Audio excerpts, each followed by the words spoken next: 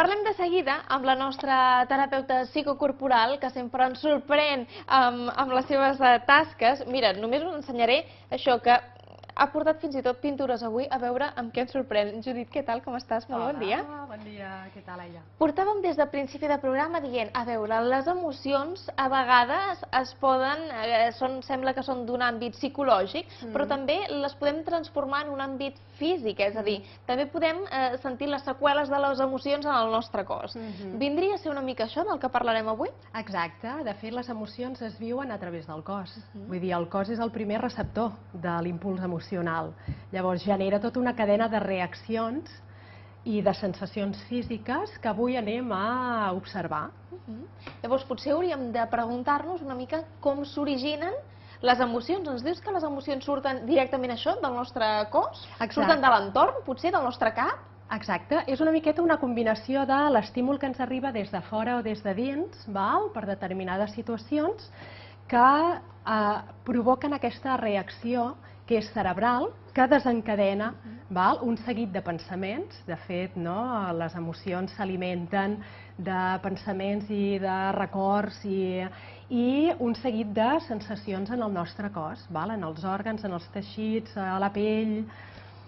Per tant, podria ser que determinada emoció potser se'ns transforma en una contractura, d'altres potser és una picor a la pell, d'altres potser ens cau el cabell, o d'altres potser ens fan estar amb la pell més radiant. Exactament. No? Vindria a ser una mica això. Exacte, vindria a ser això, Llavors, avui et porto una dinàmica que té a veure amb aquest... Anem a fer com una mena de mapa corporal de les nostres emocions, d'algunes emocions. Després a casa la gent ja pot anar explorant altres emocions de les que no treballarem aquí. I silueta. Val. Perfecte. Una per tu i una per mi. Ai, a veure, perquè, a veure, clar, a veure. cadascú viu les emocions d'una manera molt personal, també molt donat per la pròpia experiència vital. Llavors, aquesta dinàmica també ens servirà per sentir com tu una emoció la vius en un punt del teu cos i jo la visc en un altre. I el fet de poder aturar-nos a sentir aquesta emoció i a poder plasmar-la en aquesta silueta que representaria el nostre cos ens ajuda a conèixer millor com vivim emocionalment per en un moment donat gestionar millor determinades emocions que són pertorbadores, per exemple. Jo estic impacient ja per saber com vivim les emocions. Entenc que colors i una silueta per pintar, entenc que haurem de pintar. Exacte. Pintar les emocions al cos? Sí, exactament. Aquest serà una mica el nostre mapa, serà el nostre mapa corporal, que després a casa, doncs res, un full en blanc, un color i dibuixes. No té per què ser una silueta detallada, o sí, depèn del que vulgui cadascú, però fas una silueta corporal i amb això ja comences.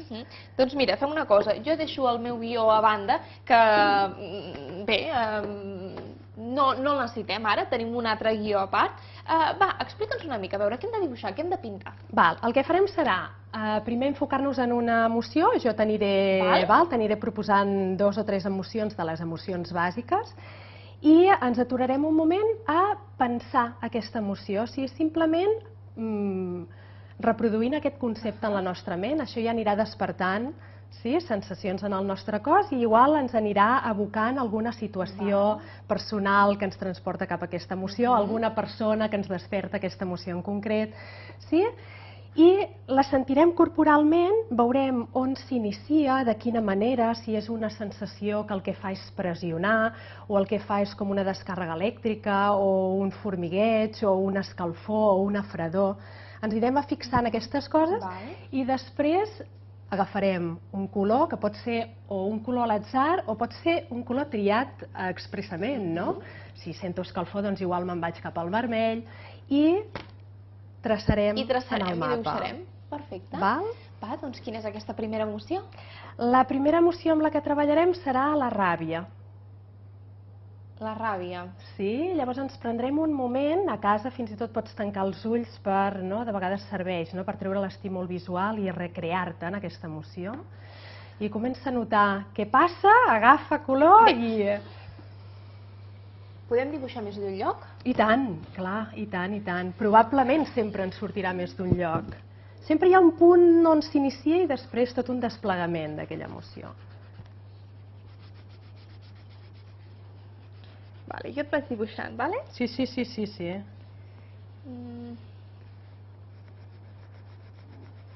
T'explico aquest dibuixo? Sí. Vale. Jo crec que quan tinc ràbia, ràbia que a vegades és allò impotència, em passa que... Mira, em diuen coses diferents, eh? Sí, Atenció. sí, sí. Em passa que me ve com un mal de panxa estrany, com unes pessigolles, però no de les bones. Tremolo, em tremolen les mans i a vegades fins i tot em poden suar. I quan acaba tot plegat tinc un mal de cap, que mare meva. Llavors, aquest vindria a ser el post. Jo he dibuixat això. Què has dibuixat tu? Veus que ens serveix per comprovar que, segons l'experiència vital de cadascú, les emocions s'acaben traduint en sensacions diferents, en diferents parts del nostre cos. Jo l'he sentit, el primer lloc del meu cos on sento la ràbia és a la mandíbula. De cop se m'apreten les dents, saps? Faig força amb les dents, amb la llengua, es tensa tota la cavitat interna de la boca i noto com si fos una tensió que comença a baixar per la gola, que es fa com un nus en el pit i molta escalfor a les mans també. Mira, aquí coincidiríem. Ostres, sí, sí que tens raó. Sí que potser quan allò tens ràbia, potser jo també tenso allò, la mandíbula, allò que... No, és com de... Val. Va, anem a veure una altra emoció. Una altra de les emocions bàsiques amb la que podem experimentar seria l'amor. Llavors anem a connectar amb l'amor i anem a sentir com l'amor es manifesta en el nostre cos.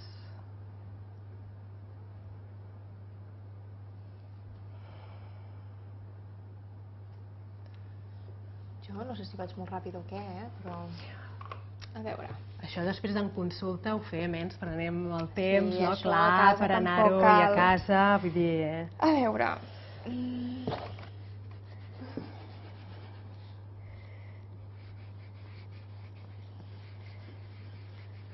Aquí estem dibuixant, que a casa hi diran exactament, això... Ara m'he perdut. Estem situant les emocions en el nostre cos.